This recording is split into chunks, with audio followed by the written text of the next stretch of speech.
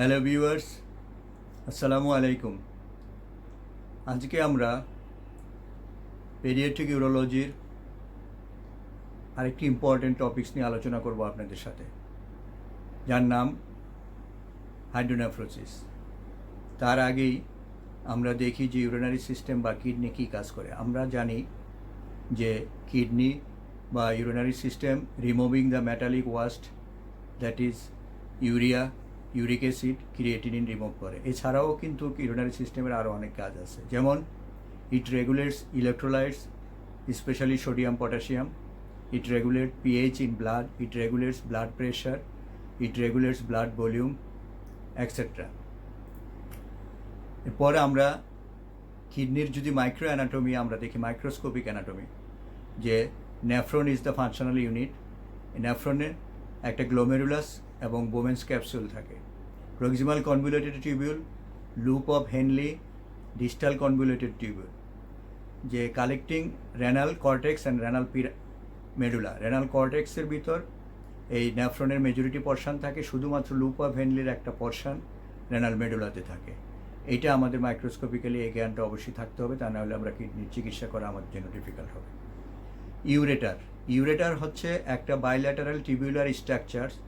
It responsible for transforming the urine from the renal pelvis to the urinary bladder.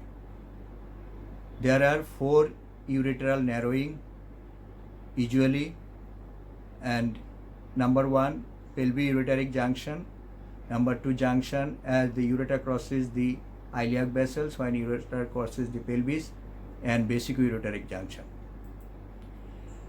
Ureteral anatomy relation: the right ureter anteriorly, it is related to the ascending colon, cecum, appendix, colonic mesentery, etc. And left ureter is related to the descending colon, sigmoid colon, other.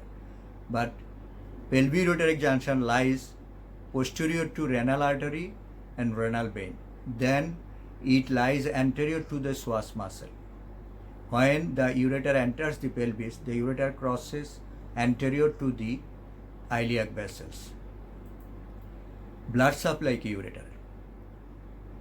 To upper ureter, the blood supply gets from the branches from renal artery, branches from gonadal artery, branches from abdominal aorta, and branches from the common iliac artery. But when the ureter enters the pelvis, it takes blood supply from the branches from the internal iliac artery, vesical and ureterine artery, middle rectal and vaginal arteries.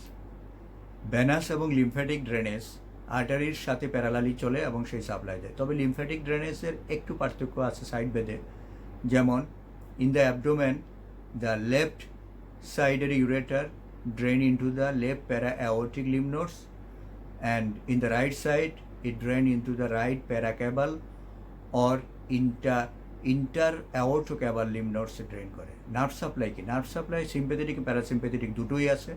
Sympathetic thoracic 10 to lumbar 1 এবং parasympathetic sacral 2 to sacral 4। একটা case scenario দিয়ে আমরা শুরু করি, যে 1 year old boy presented with symptoms of right loin pain for 2 weeks with vomiting, dysuria and no fever, but there is past history of urinary tract infection. On examination, abdomen distended and with intra-abdominal cystic mass. What could be the diagnosis? Until prove otherwise এই সিনারিওতে আমরা বলবো প্রথমেই hydronephrosis, কারণ আমরা জানি যে cystic, intraabdominal cystic mass, differential diagnosis hydronephrosis, multicystic kidney, omental cyst, bursal cyst এবং mesenteric cyst in case of female, ovarian cyst etcetera etcetera. এখন এই হাইড্রোনেফ্রোসিস আজকে আমরা আলোচনা। What is hydronephrosis? Hydronephrosis is defined as aseptic dilatation of the whole or a part of the pelvic axial system of the kidney due to partial or intermittent interruption of the urine flow with accompanying destruction of the kidney parenchyma, and ultimately causes the end-stage renal disease. Epidemiology: by prenatal ultrasonography, we know 1 in 100 pregnancies present with fetal upper urinary tract anomalies. 1 in 500 are diagnosed with significant urological problem. PUJ obstruction is present 50% of the antenatal hydronephrosis, and male-female ratio is 3 to 4 is to 1, and left side is more common, 10% cases bilateral PUJ obstruction পাওয়া যায়। কী কারণে এটা হয়, aetiology কি? It is both congenital and acquired cause. Congenital কজের ভিতর intrinsic, extrinsic আর neurogenic. অ্যাকোয়ার্ডও সেম, কিন্তু congenital most common due to pelvi ureteric junction obstruction, যেটা আমরা আজকে আলোচনা করব। এটা ন্যারোয়িং ইন্ট্রিনজিক, বাট অ্যাস্ট্রিনজিক অবস্ট্রাকশনও হতে পারে ডিউ টু অ্যাবারেন্ট বা accessory vessels which crosses over the ureter over the pelvis and pelvi ureteric junction obstruction করে। এই ইটিওলজিতে আমরা পার্সেন্টেজ যদি হিসাব করি, দেখা যায় যে ফিজিওলজিক্যাল বা ট্রানজিয়েন্ট হাইড্রোনেফ্রোসিস 50 to 70%, আর পেলভি ইউরেটারিক জাংশন সাধারণত 20 to 30% কেসে হয়ে থাকে। প্যাথোফিজিওলজি কী প্রবলেম হয় অবস্ট্রাকশনের জন্য? The interruption can cause the rise in pelvic axial pressure, and that leads to marked change in the glomerular filtration, change in the tubular function, and change in the renal blood flow. And when significant obstruction is persist, it affects nephrogenic tissue and result in varying degree of cystic dysplasia, and ultimately causes the renal impairment অর্থাৎ end stage renal disease. So in nutshell, consequence of urinary tract obstruction due to pelvic ureteric junction obstruction, it reduces glomerular filtration rate, it reduced renal blood flow after initial rise, it impair renal concentrating ability, it impair distal tubular function, and post obstructive diuresis it causes. So congenital hydronephrosis can be defined antenatal ultrasound বা prenatal ultrasound দিয়ে যদি anterior posterior diameter more than 10 millimeter at 20 weeks of gestation ultrasound হয়, তখন আমরা এটাকে antenatal hydronephrosis বলি, এবং এই হাইড্রোনেফ্রোসিসটাই পরবর্তীতে আমাদেরকে আফটার বার্থ আমরা কনজেনিটাল হাইড্রোনেফ্রোসিস হিসাবে ট্রিট করে থাকি। ক্লিনিক্যাল প্রেজেন্টেশন আগেই বলেছি, according to age of the child clinical presentation হয়। যেমন নিউবর্ন হলে অ্যান্টিনেটাল হাইড্রোনেফ্রোসিস 80% কেসে, ওল্ডার চিলড্রেনে একটা পালপেবল মাস থাকে, urinary tract infection, flank mass, intermittent flank pain secondary to upper pelvic uretary junction obstruction, hematuria, and feeding difficulty, sepsis, azotemia ultimately causes failure to thrive. In later life, 30% diagnosed after urinary tract infection and 20% diagnosed after hematuria. Differential diagnosis কি PUJ obstruction আর hydronephrosis-এর? কিছু differential diagnosis থাকে, সেটা সাধারণত imaging study differentiate করে যে pelvic ureteric junction obstruction from flowing condition. এই কন্ডিশনগুলির কি? প্রথমেই আমরা এটাকে বেসিক ইউরেটারিক রিফ্লাক্স আছে কিনা আমরা দেখি, ট্রানজিয়েন্ট হাইড্রোনেফ্রোসিস অথবা ফাংশনাল হাইড্রোনেফ্রোসিস হতে পারে। এছাড়াও other urological anomalies can put in differentiation, that is posterior bulb, congenital mega ureter, ureterocele, multicystic dysplastic kidney. Investigation আমরা কী করব? ল্যাবরেটরি ইনভেস্টিগেশনের ভিতর complete blood cell count, coagulation profile, electrolyte level, renal function assessment, that is serum urea, serum creatinine, urine for microscopic examination and culture sensitivity. Ultrasound হচ্ছে investigation মোডালিটির চয়েস। Ultrasound করলে আমরা সাধারণত ডাইলেটেড রেনাল পেলভিস পাবো। Normally যে renal parenchyma যাকে differentiate করা যায় কর্টেক্স মেডুলা ডিফারেন্সিয়েশন, সেটা তখন আর রেনাল প্যারেনকাইমা ডিফারেন্সিয়েশন করা যাচ্ছে না। এছাড়াও আমরা দেখা যাবে যে ইউরেটারের এবং যদি আপার ইউরেটার ডাইলেটেড, এছাড়া পেলভিক ইউরেটারি জাংশন অবস্ট্রাকশনে কিডনির থিকনেস দিবে, সাইজ দিবে, কন্ট্রাল্যাটারাল কিডনি সম্পর্কে আলোচনা আমাদেরকে জানাবে। ডায়রিউটিক র্যানোগ্রাম বা নিউক্লিয়ার মেডিসিন স্টাডির ভিতরে আমরা যেটা করি DTPA renogram. DTPA renogram to differentiate between the obstructive and non obstructive hydronephrosis, এবং সেই ক্ষেত্রে আমাদেরকে দেখায় যে এই র্যানোগ্রামের যদি অ্যাসক্রিশন ফেজে ডাউনওয়ার্ডস একটা স্লোপ থাকে আপার স্লোপের পর, কিন্তু যদি ডাউনওয়ার্ড স্লোপটা না থাকে তখন আমরা বুঝে নিব যে এইটা অবস্ট্রাকটিভ হাইড্রোনেফ্রোসিস। ডিটিপিএ ছাড়াও নিউক্লিয়ার মেডিসিনে ম্যাক3 দিয়ে, টেকনিশিয়ান 99 ম্যাক3 দিয়েও একই পরীক্ষা করা যায়। ইট provides also same with quantitative data regarding differential renal function and also the diagnosis of obstruction even in the hydronephrosis of the renal unit. But diuretic renography using MAC3 is most accurate study for patient with pelvic junction obstruction following therapeutic intervention. এছাড়াও half life greater than 20 minutes to clear the isotope, it indicates the obstruction of the pelvic junction. Next আমরা যেই পরীক্ষাটার কথা বলবো সেটাকে বলে বয়েডিং সিস্টোইউরেথ্রোগ্রাম, কেউ কেউ এটাকে মিক্সড রুটিন সিস্টোইউরেথ্রোগ্রাম। কেন আমরা এটা করব? এটা আমরা করব to confirm the presence or absence of basic ureteral reflex আছে কিনা। কারণ আমরা জানি 10% patient with pelvic ureteric junction obstruction contralateral low grade basic ureteric reflex থাকতে পারে। আর হাই রিস্ক হয় আইডেন্টিফিকেশন যদি ইম্পর্টেন্ট, কারণ এটা হাই রিস্ক অফ সিভিয়ার ইনফেকশনের জন্য। ইন্ট্রাভেনাস ইউরোগ্রাফ কন্ট্রাস্ট এক্সরে করে আমরা অ্যানাটমিক্যাল এবং ফাংশনাল ভিউ দেখতে পাই কিডনি ইউরেটারে, এবং পিউজে দেখা যায় যে যেই সাইডে পিউজে অবস্ট্রাকশন সেই সাইডে pelvic calyceal system dilated with PUJ obstruction এটা শো করে। সুতরাং আমরা ইজিলি এটা দেখতে পারি। যেহেতু এটা রেডিয়েশন, এখন আমাদের সেটা আমরা এটার সাথে আরও কিছু ইনভেস্টিগেশন করতে পারি, যেমন CT scan. It is alternative to ultrasonography, but it is not preferred modality in the children due to radiation exposure. In PUJ obstruction, CT can typically show hydronephrosis without a dilated ureter. আর আমরা যে জিনিসটা এখন fusion করে দেখা হয় সেই ফিউশনটা হচ্ছে CT scan এবং আইভিউর সাথে, যেটাকে আমরা সিটি ইউরোগ্রাম করা হয়। কিন্তু যেহেতু সিটি স্ক্যানে রেডিয়েশন খুব বেশি হয়, সেই জন্য সিটি ইউরোগ্রামের এটা not used in children, but better alternative is MR urography now available.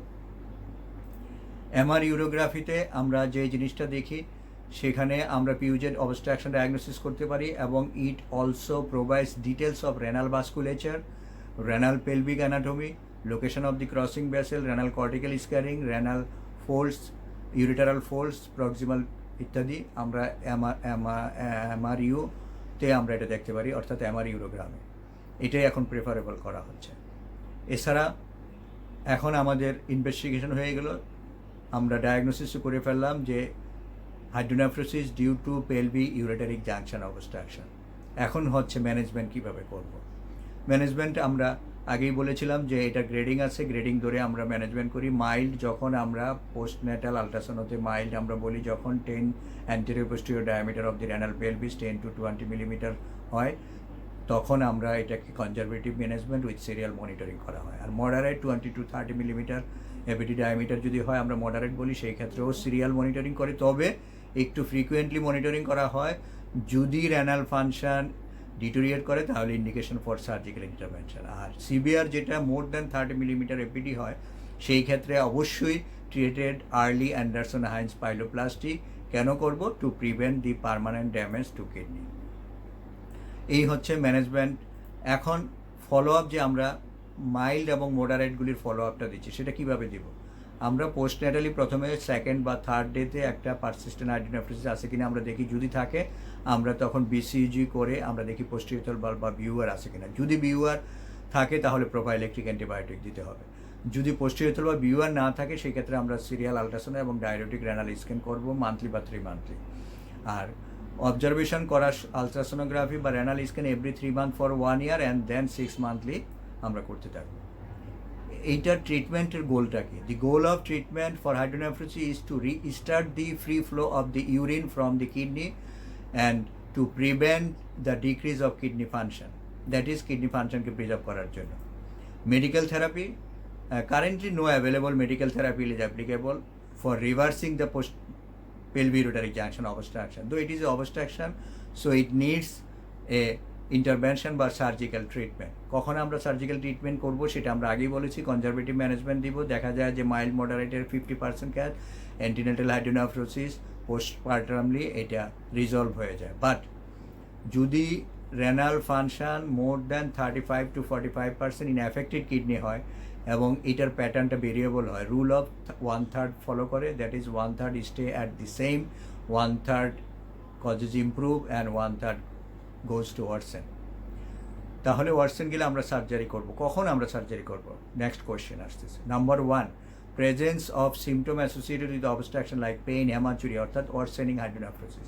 Number 2, progressive impairment of overall renal function. Number 3, ongoing parenchymal thinning with or without contralateral compensatory hypertrophy.